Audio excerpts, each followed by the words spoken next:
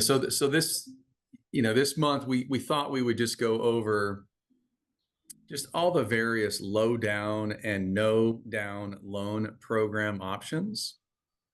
Because there's many of them, and it's even hard for us, right, to keep them straight. Let alone you guys who don't do mortgages for a living. Were there any questions you guys wanted to ask at the start, or do you just want us to jump into it? I will have a couple of questions, but I don't want to, interrupt you from your. Yeah, no problem. No problem. Well, we want it to be as interactive as possible. So if you guys have any questions at any time, just shout out. Randy, are you going to be covering the DPA program? Yes. Yeah. Yes. Okay. So, a perfect segue, right? So what we're going to cover, right, there's two sections. There's the low down loan program options, and then the no down, i.e. DPA loan program options. So on the low down, there's, conventional 1% down. There's conventional 3% down, which is either Home Ready, which follows Fannie Mae, or Home Possible, which follows Freddie Mac. There's also a conventional 3% down Home Ready First grant loan, where the buyer, the borrower, can get up to, either $5,000 or $6,500 as a grant. And then there's the standard FHA 3.5% down mortgage loan. And on the no down loan program options side, right, there's 0% down conventional, which is normally done as Home in 5. Our biggest investor, UWM, also has a version. And then there's 0 down FHA, which is either done as a grant or as a lien. And then there's the standard 0 down VA. And then the standard 0 down USDA, right?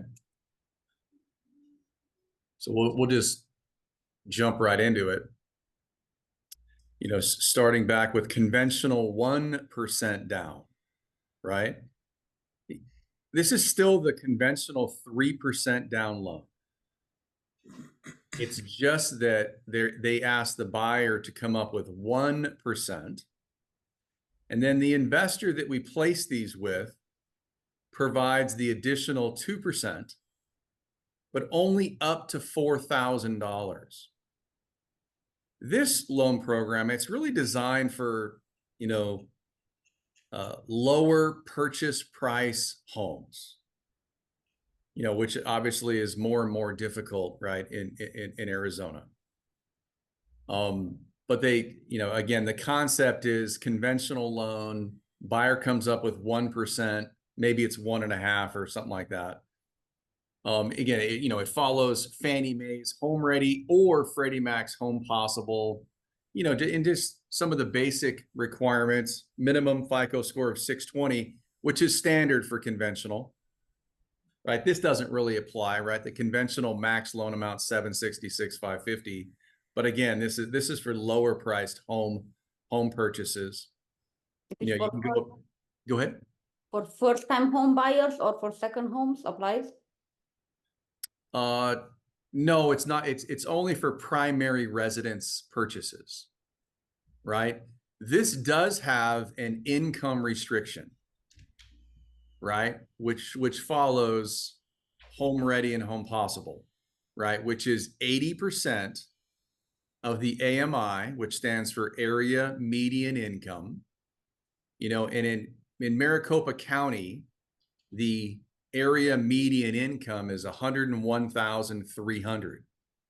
So when you take 80% of that, it's $81,040 per year, or $67.50 per month. And then LD, here's where I say it's for primary residences only. And you can do most property types, right? Single family, PUDs, townhouses, or condos. And then, Andy and I will swap back and forth. So Andy, why don't you take conventional 3% down Home Ready or Home Possible? Yeah, and then you have another slide just for 3% down. Let me see. Yes, yes, right. Well, Home Ready First. Okay, I'll talk about Yeah, it. yeah. Okay, so for a first-time home buyer or someone who falls under that 81,000 income from Maricopa County, this, basically you can do 3% down conventional. So whenever they fall under that income limit, that they don't have to be a first-time home buyer. In fact, they can own another home. They just have to be moving into the new one. What's great about these programs here when they do fall into this category is that the rates are better and the mortgage insurance is lower than a typical conventional loan. So it helps them, qualify for a lower payment or go up higher on price. That being said, like you can go down to 620 on conventional on this program, but most of the time, if somebody's under 700, 680, it really won't make any sense. They really need to go FHA. The biggest reason is with conventional, the mortgage insurance is heavily tiered by the credit score, the monthly mortgage insurance, and also the interest rate. So with Home Ready, they get rid of a lot of the hits for the rates. So the rate won't really get affected too much by that 620 score, but the mortgage insurance will be astronomical, like probably 3 times what FHA mortgage insurance would be. So FHA would still have a lower rate, lower for FHA, it doesn't matter the credit score. You're going to have everybody gets the same monthly mortgage insurance. So that's the big thing. And also very rarely will the underwriting engines for Freddie Mac or Fannie Mae, where, the two conventional pools of money that we underwrite to, all lenders underwrite to for conventional, probably won't approve it with 3% down. It'd be very unlikely. Again, maybe a 660 on a good day, 680, 700. So, that being said, this is really more for a better score borrower. And then, one nice thing about conventional though, is let's say someone's housing payment is over 46.99% of their income, and you up to 50 and all their debts. Let's say it's their only debt and they're at 50%. That'll probably approve. Whereas FHA, if that payment goes over 46.99 of their income, they're out. Like it won't approve it. So sometimes it's nice to have that on some of those. And then, it's primary residence only. Any of these can apply as far as single family home, PUD, which is planned unit development, basically your houses with HOAs, townhomes, and condos. And again, benefits, just lower rates, better MI. Any questions on that? You can also I should put on here, you can also do manufactured with these. You can, but I don't think most will fall under 3%, right? Right. Most aren't going to be nice enough. It'd be 5%. Standards, so most are 5%. And then the other thing I was going to say on this slide is that somebody who has not owned a home, whether on title, mortgage, for the last 3 years, is a first-time home buyer again. So someone who is over these income limits, but they haven't owned a home in the last 3 years, can still do 3% down. And that doesn't have to be both home buyers. Maybe one of them hasn't owned a home in the last 3 years, the other has. As long as one has not owned a home, you can still do 3% down. Okay. On to the next slide. Yep. You want me? I'll do it. All right. So conventional 3% down, Home Ready First, right? Everything's the same as Home Ready. It's just, it has this sort of additional kicker to it, which is sort of weird in the sense that they provide this grant, again, up to 6,500. So one of our investors does 5,000, one of our investors does 6,500. And the eligibility for that grant is based on where you live currently, not where you're moving to. So sort of strange, but we enter the person's current living address and it tells us if it's eligible or not, right? And if they are, then again, they can receive this either $5,000 or $6,500 grant. Again, that's money that's given to somebody for free, so to speak, right? Well, and actually it's more than that because they also throw in another 1,500 for appraisal, 500 for home warranty. Correct. So Correct. it's really 60 is 5,500, isn't it? Or is it 6,000 with? Well, UWM is 5,000 and Providence. Okay, so 6,000 and 7,500. But one of the best things about this program is they do have to be a first-time home buyer, but there is no income limit. So it still gets the better rates, better MI as the people that make 81,000 or less, but they can make more money than that if they're eligible and they can get into that program. And in terms of, like which areas are most likely to be eligible for this, I mean, it's kind of downtown Phoenix to the west, and maybe McDowell, and then south of I-10, is a big area, for eligibility. There's other little pockets throughout the city, but that's the biggest area that's mostly eligible for this. And then a lot of like the greater Casa Grande area that's mostly west of I-10 is also eligible for this as well. And again, I mean, again, all these loan programs are primary residence only. So that's called Home Ready First. Okay. Andy, you can go ahead and do FHA, just the standard FHA. Yeah, so FHA, basically one nice thing about FHA, again, if the score's lower down to 580, we can do 3.5% down. FHA, anything under 580 is 10% down. Doesn't matter the lender, that's the rules for FHA. Maricopa County, Pinal County is $531.50. That's the max loan amount. So what is your max purchase price? $531.50 divided by 9.965. So basically $549,000 home, or $550 if you're rounding up. So anybody that wants to buy a $550 home or under wants to do 3.5 down, FHA is a great option. Again, this primary residence only. So here's the ratios I was talking about a little earlier: 46.99 for housing and up to 56.99 for back end. That's all debts. So sometimes someone may not fit, for conventional because they're over 50, but if their housing ratio is low enough, then this FHA loan can be a great option. Manual underwrites are options. No score borrowers can even get into FHA. There was some of our lenders we have. And then, yeah, so the condo piece, a lot of people get hung up on it. There's a website, and and I can, I wonder, do you think I should share it, Randy? Sure. Okay. I'll share my screen.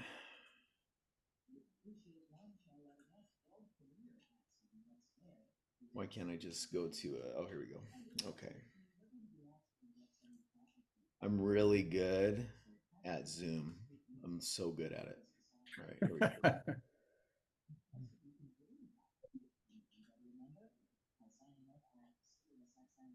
right, let's see if this is it too. Okay, so we'll share this screen. All right, so if somebody, I have realtors say, hey, is this condo, eligible for FHA? I just go HUD approved condo list.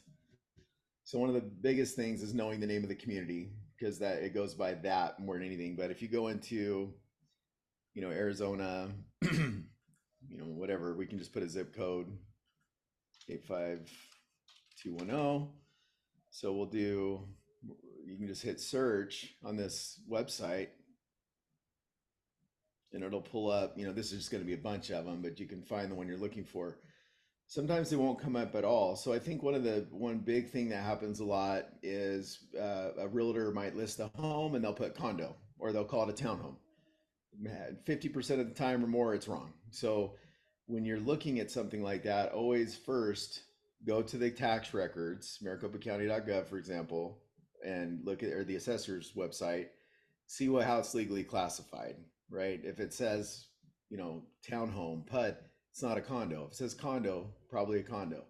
So this is taking a long time to search because of the thing. But anyway, let's say it is truly a condo and they're not on this list at all, or maybe they've never been approved, or maybe their approval's expired. Basically, FHA's made it where, how we do with conventional, we get some condo documents during the process, because they usually charge money to do them. It's $300 to $400 these HOAs charge through these third parties to provide the documents we need. So basically, we have to get those documents in. The lender will send it to the FHA, and they can approve that particular unit. So that's called an FHA spot approval, or condo spot approval.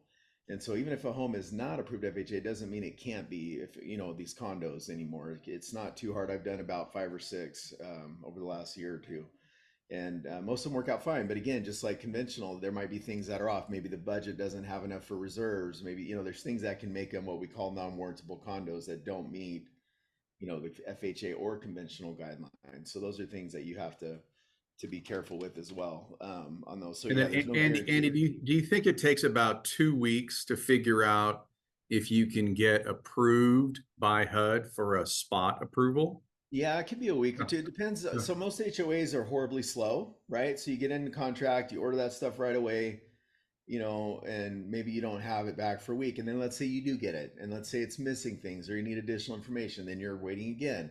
So a lot of it is it can be delayed just purely because the HOA is slow, right? But once you have the documents, some of the lenders can have FHA review them within a couple days, but it just depends.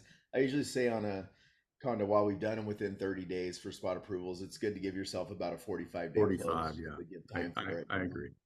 But this is a list here, right? So you can see, you know, there's a bunch here like this was approved, now it's expired. You know, a lot of them are expired. So the good side is if you have a home that falls into one of these, if it was approved FHA before, probably going to be happen again. It just depends, but you know, things change in these communities as far as their budgets and the occupancy ratios, like how many are owner occupied or not. But hey, this is a good sign, right? If you said, hey, I have one in Fiesta Park Village, and I'm like, well, it was approved before. I mean, this one's really old, but this one's real fresh. 2023 at Dobson Ranch, probably no problem there. We'll move forward and do what we need to do, right? So that's where you can pull that information. And then yeah, we'll stay off of that one. But I mean, once we get to VA, I could show that one too. Yeah. But yeah, there's sites for that stuff. But hey, Randy, you share your screen again with the Andy, are you able to approve it? Like, say you're listing it, are you able to approve it before you list it so that you can sort of know if it's going to be? you could technically do that, except you just have to find like, are you going to pay the $400 or who's paying the $400? You know, Is that all it costs those $400? well, most of them are 300 to 400. Yeah. Okay. So yeah, there's some forms, and you know, it's a little easier once you have an actual house there, because again, it's kind of based on a particular unit, which you would have the unit as the listing agent. So it's definitely something we can do and do those for people. But yeah, I mean, that wouldn't be a bad thing to do if you're trying to capture Yeah. more buyers, just to get that in place. But we do offer the spot approvals, and you know, definitely have done several of them. So FHA. Otherwise, if you're accepting a contract for an FHA and going, okay, it's a spot approval, then you're 45 days in and it might not work. You'd Well, be you're probably in the 10 or same 14 days in. risk tier. Well, you'll know before 45 days usually, right? But you're in the same risk tier as a conventional condo. Conventional condos, most of them aren't approved, or you know, you can't use, like, there's very few that are already in this list that there is. So we have to get documents, we have to submit it for approval either way. So it's really a lot like a conventional condo. Like condos in general are a pain in the butt in general. Like they keep getting harder and harder to do, Mhm. more things they want to look at. Like it's tough. Like it's not a walk in the park with the condos, you know, with all the insurance things Okay. going on, and it's getting harder to get condo financing as far as with conventional FHA, those types of loans. For FHA, you can do up to 4 units. So someone can buy like a fourplex, live in one of the units, rent out the other 3. Where it gets tricky is once you hit 3 and 4 units with FHA, the FHA has a self-sufficiency test. So they're going to say, hey, what's the rent of all 4 units? Say the borrower doesn't live there. Let's say it's, you know, let's say $1,000. it's 4,000 or something like that a month for all units. Well, 4,000, they're going to take 75% of that. That's 3,000. If the borrower's mortgage payment is more than $3,000, it does not pass the test. The payment has to be the same or under what that total rent would be.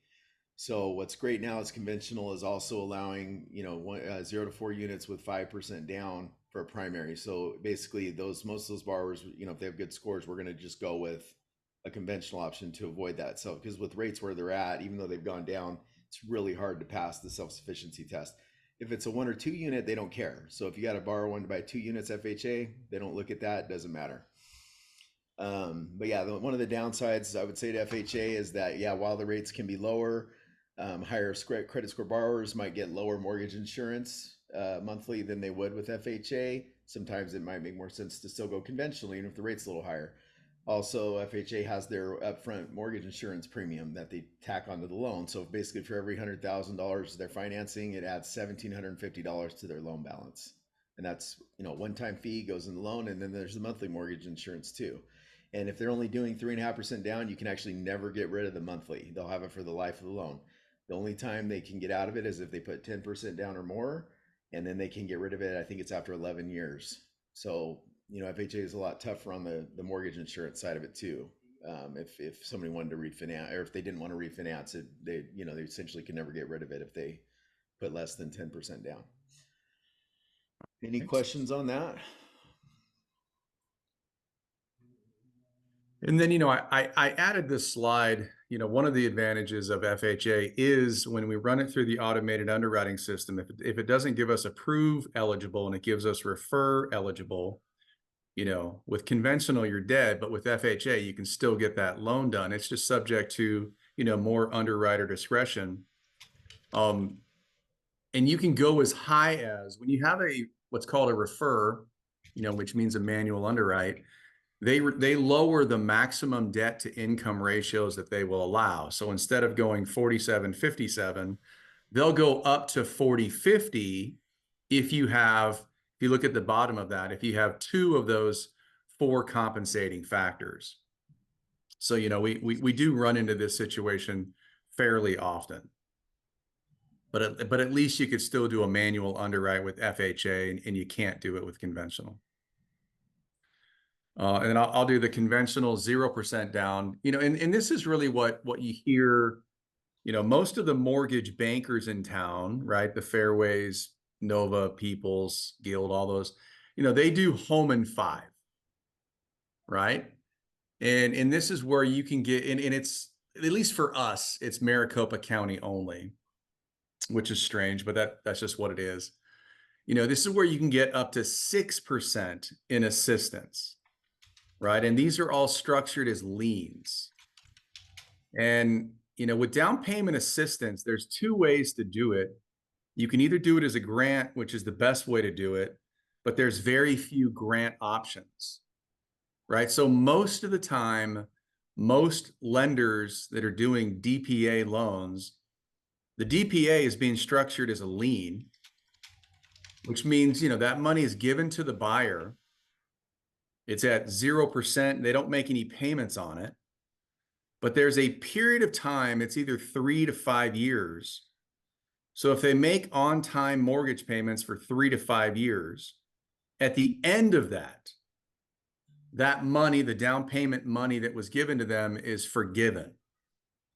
But, you know, which is the case today, you know, if rates are going down, which we expect them to continue to do so for the next, you know, 12 to 18 months, you know, that buyer is going to want to refinance, lower their rate, lower their payments. And what happens in that situation is, let's say that it was $10,000 of down payment assistance money that was given to them. You know, they owe that money back, right? They're not gonna write a check out of their bank account, but they're gonna add that money on top of the refinance loan amount. What I don't like about it is, you know, with home values coming down slightly, it could prevent somebody from being able to refinance, because when you add that money on top of their loan amount, you know, the home might not appraise for as much as what's needed, right? Maybe it comes up 5,000 short. So now that person, you know, would have to write a check for $5,000 to pay off the down payment assistance money, right? So it gets a little bit tricky. And then home in 5, you know, they offer 3, 4, and 6% options. And then, you know, it's all structured a little bit differently. You know, 640 minimum FICO score, the same 50% DTI. Again, everything that we're talking about today is primary residence only.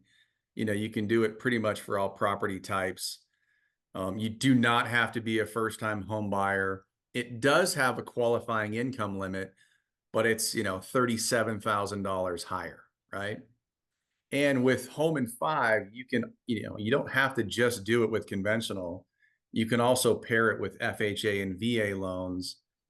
Especially with VA, you can get the assistance to cover all the closing costs if you can't get it from the seller.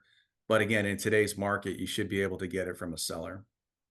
And then, you know, the nice thing about this loan program compared to others, you know, it's continuously funded, right? So some of the down payment assistance loan programs out there, they'll run out of money temporarily until it gets replenished. You know, so there might be a few months where that loan program's not offered. And you want to do UWM's conventional 0% down? Yeah, sure. This one falls under the home ready, home possible income limits, so the 81,000 or less. And sometimes, people make more income. They want to get bonuses or overtime. We don't necessarily have to count all that. If we can get away with their base income and get them in and they still qualify, we can look at that. But yeah, they'll do up to 15,000. They put they get do, and it's 3%. The rates are Which is little really a higher on it. $500,000 house. 3% is 15,000. Yeah. Right.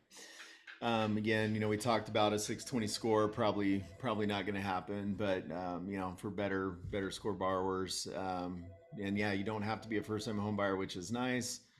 It's the lien. They put a lien on the house. There's no interest, no payment, but they do have to pay it back when they sell or refinance. It never goes away. It is a really good option though for people. And, at the end of the day, like if they put the money in themselves or they get, a DPA, a down payment assistance program, I mean, it's money that like they could have paid anyways. So it's one of those things, like Randy said, like just hopefully you can refinance it at some point, but most people at some point will be able to, and it's not such a brutal rate like some of these other, like the home and fives and things like that. But yeah, it's pretty good program. I've done a few of them. It's really helped a lot of people get into a home. It definitely helps. Like maybe they have 3%, but they're not getting much for concessions, or maybe there's not enough to fully pay the realtor, the buyer's agent, things like that. So that money basically can go towards down payment, and they have extra funds to use for other closing costs. But yeah, really good program. Yeah, I'm not sure how long we'll have it. I think we'll have it for a while though. Okay. My favorite one is the FHA 0% down grant. And the reason I like it so much is, this money is given to the buyer, right? And all they have to do, we can refinance them 210 days after closing, right? So this program comes with the highest rate, which means the highest payment, but they only have to make 6 payments. So let's just say that it was, $300 a month more in payment. Times 6 is $1,800, right? So depending on what that 3.5% down equates to, maybe the investor's giving them $12,000 or $14,000 for down payment. The buyer's paying back $2,000 of that spread out over 6 months, and then we can refinance them, and the rest of that money is completely forgiven. Lower their rates, significantly lower their mortgage payment. So I always try to start with this. Not everybody can qualify for the grant, and then if they can't, then we'll switch it to a lien. But I try to do this as much as I can. You do not have to be a first-time home buyer, no income limit, right? And then, normally when you refinance, you're able to skip 2 months mortgage payments. So even though you paid a little bit more for 6 months, you're kind of paying yourself back by being able to skip 2 months mortgage payments. That's the grant. And then there's, Andy can do these. There's 2 ways to do the liens. There's either forgivable or, repayable. Yeah, so one of the ones that I like to use, just because the rates are a little bit better, it is a 5-year down payment lien or assistance there, but the rates are better. It can do manufactured home. You can do it where it's basically just a silent lien. There's no payments, no nothing. The rate's a little higher that way. Or you do it where they have a second mortgage payment and it's basically 9.99 amortized over 30 years. So it's usually, and that's the repayable right there. Yeah, that's like the 80 to 120 a month for most of these. But yeah, it's a no income limits or nothing weird. Don't have to be first time home buyers. So yeah, manufactured, again, it's okay. So it's kind of helps you get in. A lot of these people that may not meet some of these other more stringent programs. And it's very competitive on it. Yeah. But yeah, after basically that lien, they can't resubordinate. They won't go behind a new first mortgage. So if they want to refinance, they usually have to wait a year, because then you can use the new appraised value with FHA to pay off, the first and second and put everything into one new payment essentially. But yeah, I've done quite a few of these and I'm a big fan of it. Really good program. And they have another one where they have like shared appreciation too, and it's rates really good on it, but it's really hard to kind of get people to understand it, where they can, they'll get a piece of the equity when they sell and stuff like that. So we don't really talk about that one too much, but If debt to income's real tight, we might bring it up as an option for some people just to help them get a better rate. And then the only difference, with repayable is, they take the down payment, the 3.5% down, that money, it's fully amortized over 30 years, but they have a 10-year balloon and they fully amortize it at 9.99%. So what Andy said is that, maybe it adds about $125 a month to the payment, but you're able to refinance. You don't have to wait 3 to 5 years before it becomes, forgivable. So you're at least paying some of it down each month. Other than that, everything else is the same. So remember, there's forgivable and repayable are the terms. Grants and liens are also the terms. VA, the standard VA 0% down. Obviously, you must be an eligible veteran, right? 90 days of active duty service, including at least 30 consecutive days or 6 creditable years in the National Guard. We can go down. I mean, really, we can go down to a 500 FICO score, but most of our investors will go down to 580. And you guys can do, I mean, a veteran, an eligible veteran can do a $3 million home purchase. If they have no other VA loan. Right, and go 0 down with no mortgage insurance. Right, and VA doesn't have any specified maximum debt to income ratios. It's really just whatever the automated underwriting system will approve. Most of the time, if somebody's into the 50s, it's fine. Into the 60s, sometimes yes, sometimes no. And remember, VA is only for primary residence, right? No down, rates lower, no MI. And what a lot of people don't know, you can do a second VA loan, right? So if somebody bought their house 5 years ago, they want to keep it, they're going to turn it into a rental and they want to buy a new primary. We're able to use what are called their bonus entitlements, right? So it's just a calculation. And the bonus entitlements will say, okay, well, you can get, as an example, another $375,000 at 0 down. Let's say they're wanting to buy a house for $475,000. Well, the first $375,000, 0 down, the additional $100,000, they just have to put 25% down of the additional $100,000. So it still enables somebody to either buy a second house with 0 down or with less money down.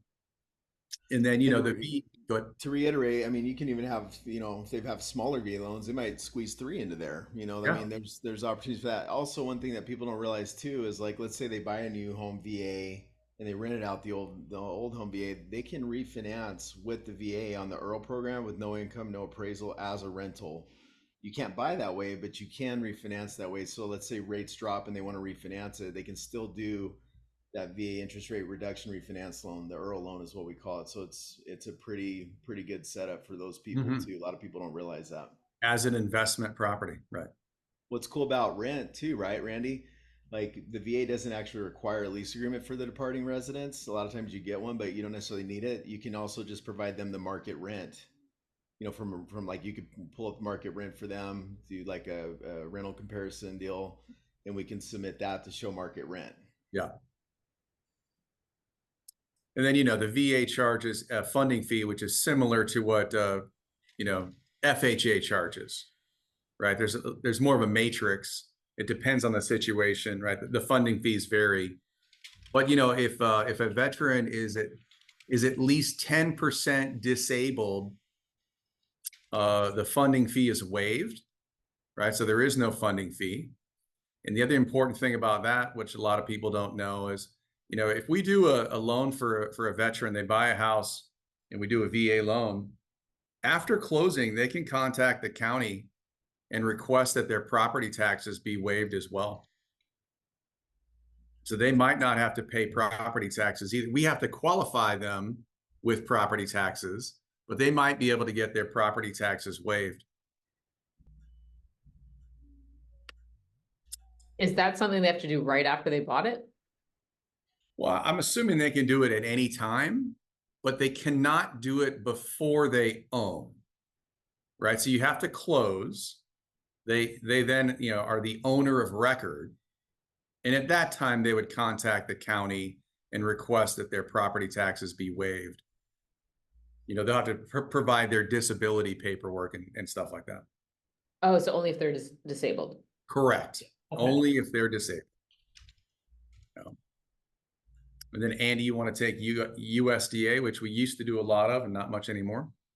Yeah, I still do some like Good. Florence, Coolidge. There's a few pockets out in Apache Junction, even Santan Valley's way out parts of it. I Yep. mean, go west, like I think some of Waddell, New River, things like that. There's some of those areas. USDA is probably the second best loan, in my opinion, behind the VA loan. It is a 0 down payment loan. You can go down to 580. It follows conventional loan limits. So, you can go up to 766, 550. The only one of the biggest downsides right now is you can't do a resale manufactured home. Has to be a brand new, never lived in, newly installed one. That'll probably change. They're doing some pilot testing on that in other states. But they are very restrictive on debt to income. Like, That's the hardest part. yeah, it's way more than any other program. 29 for housing, 41 for total debt. I mean, there is some wiggle room in that, but very little. So that's where a lot of times people, they can't end up doing it because they can't get to the price point they want. But there's only a 1% upfront mortgage insurance, whereas FHA is 1.75, and it does have monthly mortgage insurance, but it's 0.35 versus FHA's 0.55. So literally it's more like FHA rates, not conventional. So it's to me, it is one of the best programs. There's income limits as well. So there's a website you can go to check to see if the property's eligible. Randy put that, I believe, there. You click on that, put in the address, it tells you if it's eligible. What's nice about that is you can kind of poke around the map and see if there's anything that is eligible around it in case that one isn't. Yeah. Um, And it could be where a house on one side of the street's USDA eligible. yeah, it could be And like directly that. across the street, it's not, because there's a map, it has a boundary line, and sometimes you get unlucky. Yeah, and then they have income limits, but I think for a family of 4, it's like 101 or 115,000 now. So it's pretty high, and then if they have more people in the house than that, it's higher. So very cool. One thing kind of weird about it is though, with that income limit, like if you have, Arizona's a community property state, so FHA, VA, USDA, we do have to look at the spouse's credit report to look at their debts to count them against the borrower, that's actually getting the loan. We don't care about the score or anything like that, but we have to look at that. But on USDA, you also have to get their income. So if they're not on the loan, let's say they make, money as well, they're working. If it puts them over that income limit, then you can't do it. So, that's another kind of a goofy thing about the USDA loan. But yeah, overall though, it's a very, very good program. And you can get up to 6% concessions like FHA. Yeah. I think the point is there are several low down and no down loan program options. We just want you guys to just be generally familiar with that there are several of them. And then it's our job, right? It's Andy and my job to figure out which loan program is best for your client, given their specific situation. Well, and then also we're literally the only lender that offers any of these programs. So you have to work with us. So I'm sorry, but that's I'm just kidding. No, does anybody have any questions? Yeah. Well, after we're pretty much done with the material here. Andy, can you send me like those slides? Yeah, I'll send out today. So the slides will go out, and the video, the recorded link will go out to everybody as well. So you can share it with all your friends, and hopefully you find value in these, and we'll go over lots of good topics. So you guys have a little more ammo in your belt, and maybe can help, provide some information. Obviously we want you to lean on your lenders for that, but it's good to have an idea of some of these things when you're talking to people. So, and it just kind of separates you from the herd in a sense, makes you look smarter, which is always good, at least for me. Yeah. And then, they just save the slide decks. They're good cheat sheets for future reference. Yeah. Well, I appreciate everybody who attended today, and yeah, any follow-up questions, make sure to reach out to us. We're here to help for sure. We want you to do well, and it helps us do well. So we're here to help in any way we can. Yep. Total team effort. Yeah, for sure. Thanks, everyone. Thanks, guys. Appreciate it. Thank you. Bye. Bye-bye.